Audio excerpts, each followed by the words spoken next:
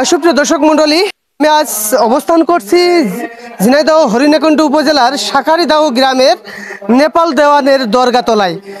দর্শক, আপনারা দেখতে পাচ্ছেন আমার পিছনে একটি দরগা রয়েছে। এই দরগাটি বিগত 400 বছর ধরে এই দরগাতে ওরস মাহফিল অনুষ্ঠিত হচ্ছে। এই দরগার যিনি খাদেম আছে দুঃখী মাহমুদ বা দুঃখী ফকির নামে পরিচিত, তিনি চতুর্থ পুরুষে পড়েছেন।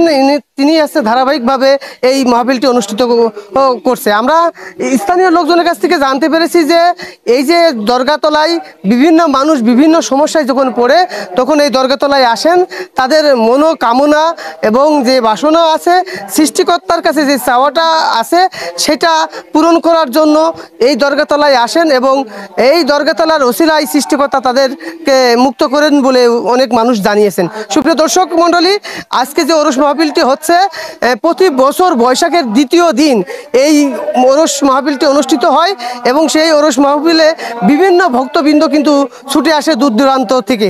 দর্শক, আমরা কথা বলবো এই দরগাতলা সম্পর্কে, যিনি খাদেম আছে তার সাথে কথা বলবো এবং যারা ভক্তবৃন্দ আছে তাদের সাথে কথা বলে বিস্তারিত আপনাদের মাঝে তুলে ধরার চেষ্টা করব। বিসমিল্লাহির রহমানির রহিম। আমি শাঁখারীদাহ বাজার কমিটির সভাপতি হিসাবে আমি দীর্ঘদিন ধরে দেখে আসছি, আমার বাপদাদার আমল থেকে আমরা দেখে আসছি। নেপাল দেওয়ানের মাজারে বিভিন্ন মানুষ মানত করে এবং মানতে অনেকেরই উপকার হয়। এরপরে আমরা দেখছি যে আস্তে আস্তে ক্রমাগত লোক বৃদ্ধি পাচ্ছে। আমরা চাচ্ছি যে এখানে একটা মানুষের উপকার হোক, মানুষ সুন্দরভাবে চলুক, আমরা সবার পাশে দাঁড়িয়ে আমরা যাতে সুন্দরভাবে এই জিনিসটা রক্ষণাবেক্ষণ করতে পারি। দর্শক, আমরা একজন ভক্তবৃন্দকে পেয়েছি, তিনি অনেক পুরাতন একজন মানুষ, আমাদের সময়কার।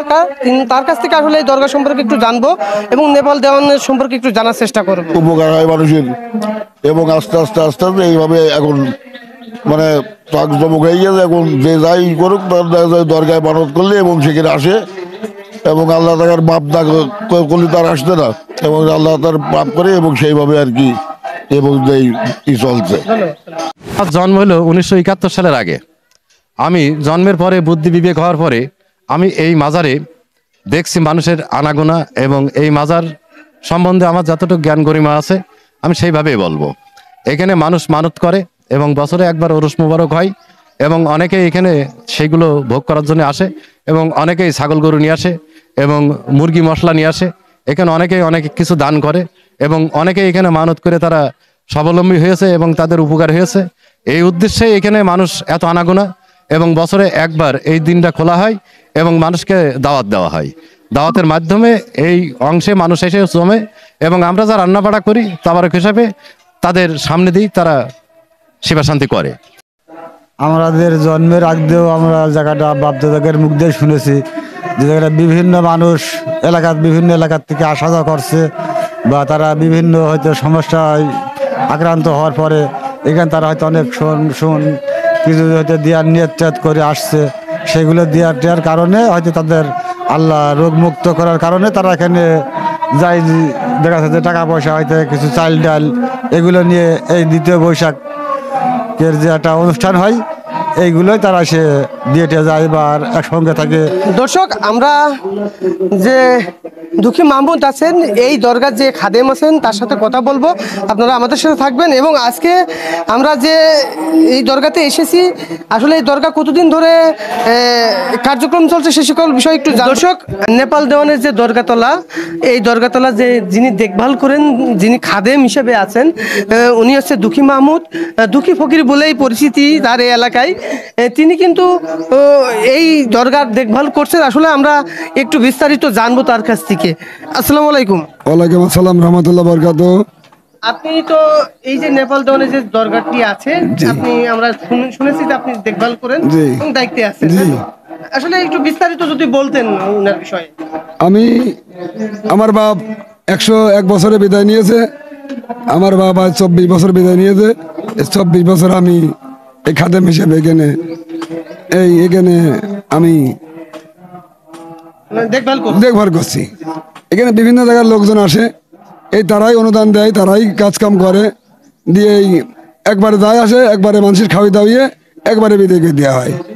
প্রত্যেক বছরে দ্বিতীয় বৈশাখে অনুষ্ঠানটা করা হয়। আনুমানিক কত বছর ধরে? এটা আমার 300 বছরের উপরে এটা আমাদের শুনেছি। আমার দাদা বলে গিয়েছে, আমার বাপ মারা গিয়েছে 100 বছরে, আমার বয়স আজ 60-62 বছর।